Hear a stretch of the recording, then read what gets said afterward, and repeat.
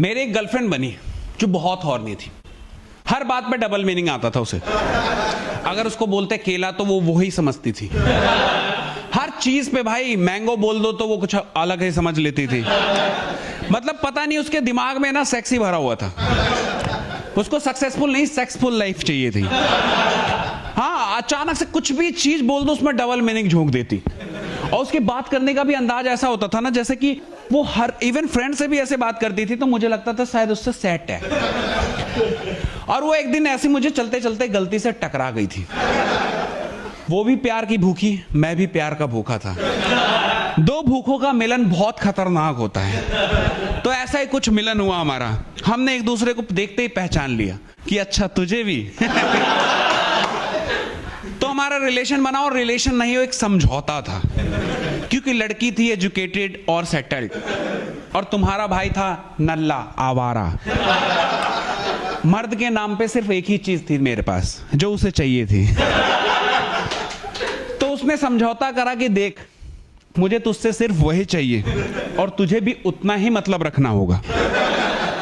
मुझे एक्स्ट्रा नहीं चाहिए कुछ भी। प्यार अगर तुझे होता है तो उसका जिम्मेदार तू होगा। दिल अगर लगाता है तो उसका जिम्मेदार तू होगा। मैंने अच्छा मॉडर्न लव, मैंने कहा ऐसे ही तो चाहिए, हमें भी तो ऐसे ही चाहिए होता है। हम लड़कों को चाहिए क्या? कहती ना मैं तुझसे बात करूंगी घंटों ना कुछ, जिस दिन चाहिए होगा उस दिन तेरे को कॉल करूंगी। मैंने कहा मेरी किस्मत ही अलग है यार। मतलब ऐसी लड़की कैसे टकरा गई मुझसे। मैं बहुत खुश हुआ, पर उसने पूरा समझौता करा, इवन एफिडेविट बनवाया उसने एक, जो बनाते हैं ना रेंट एग्रीमेंट टाइप, वैसी लव एग्रीमेंट बना जिसमें साफ साफ लिखा था कि अगर इस लड़के को प्यार हुआ तो इसका जिम्मेदार ये खुद होगा, क्योंकि यहां दाल नहीं गलने की, यहां सिर्फ नीड पूरी कर रहे हैं एक दूसरे की। और उसको लग रहा था कि वो बहुत कुछ मतलब जैसे मेरा यूज कर रही है कुछ भी, पर मैं तो यार ऐसा वेस्ट था जो कोई यूज के लायक नहीं था। मेरे लिए वो अपॉर्चुनिटी थी। मैंने अपने दोस्तों को बताया, दोस्त बावले हो गए, कह रहा है ऐसी लड़की तुझे कहां से मिल गई भाई, कि बता कहां मत्था टेका हम भी जाएंगे। तो हमारा रिलेशन एक क्रिएट हुआ और हम काफी टाइम तक एंजॉय करे। फिर सच बताऊं तो ओयो हम बुक नहीं करते थे, हमने पूरी मेंबरशिप ले ली थी। पूरा महीना हमने कि ये बार बार जाने का लफड़ा कौन पाले, क्योंकि हम वही कर ही रहे थे। और उसको ना उड़ने का बहुत शौक था। लाइक वो एयर होस्टेस थी, प्लेन में उड़ती दिन में और फिर रात में मैं उड़ाता था उसे। तो बहुत अच्छा रिलेशन चल रहा था, काफी बढ़िया। और देखो मैं गरीब आदमी, मेरे पास कुछ करने को नहीं था। एक काम उसने दिया था, मैं बहुत तसल्ली से निभा रहा था। और समझ रहे हो जब हम जैसों को प्यार मिलता है ना तो हम उसको बहुत केयर करने लगते हैं। तो मैं बहुत केयर करने लगा, जरूरत से ज्यादा ही चिंता कर देता था। कभी कभी उसके आंखों से आंसू निकल आते थे, उसने इतना प्यार देखा ही नहीं था। तो उसको ना धीरे धीरे मुझसे लगाव हो गया। पर उसने तो एफिडेविट बनाई थी ना, तो उसने एक दिन एफिडेविट लेके फाड़ दिया और बोला कि मुझे तुमसे प्यार है। और देखो उस रिलेशनशिप में ना सब उसी की चल रही थी, मैं सिर्फ एक कठपुतली था।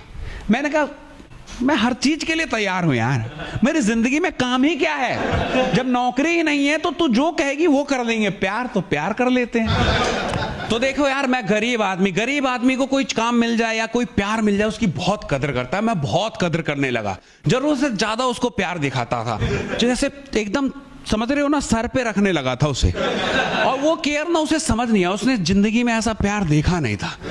तो उसे भी मुझसे ना लगाव होना शुरू हो गया। पर हमारा एग्रीमेंट बना हुआ था जिसमें साफ साफ लिखा था कि लव की कोई जगह नहीं है, जिस पे उसने भी शाइन करा था और मैंने भी। फिर उसने ना एक वही लड़की वाला गेम खेल दिया। एक दिन मुझे फोन करती है और कहती है कि मैं प्रेग्नेंट हो गई हूं। मैंने कहा तुम्हें कैसे पता तुम प्रेग्नेंट हो गई? हम सेफ्टी तो यूज करते हैं ना। क्योंकि मैं ना डर गया था, और डर इसलिए नहीं गया था कि वो बच्चे की जिम्मेदारी आ जाएगी, उसके लिए मैं तैयार था। मैं डर इसलिए गया था क्योंकि मुझे लगा जीवन में एक ही काम तो मिला है, उसमें भी मैं गलत कर गया शायद, और उसका रिजल्ट वो भुगत रही, क्योंकि वो तो प्यार के खिलाफ थी ना। मुझे लगा कि मेरी नौकरी चली जाएगी। मैंने सॉरी बोला कि नहीं नहीं ऐसा नहीं हो सकता, आपको कैसे लगा कि आप प्रेग्नेंट हो गई हो? कहती है मेरे पीरियड मिस हो रहे हैं।